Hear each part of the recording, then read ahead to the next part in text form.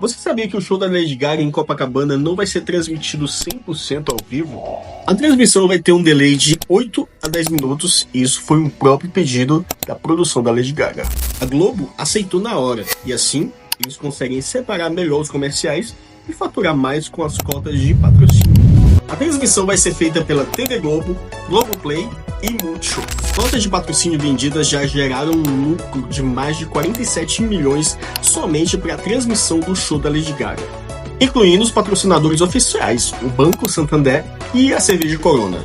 O show da Lady Gaga acontece nesse sábado, dia 3 de maio, logo após a novela Vale Tudo. Já marca aqui nos comentários a pessoa que vai assistir com você. If the world was ending,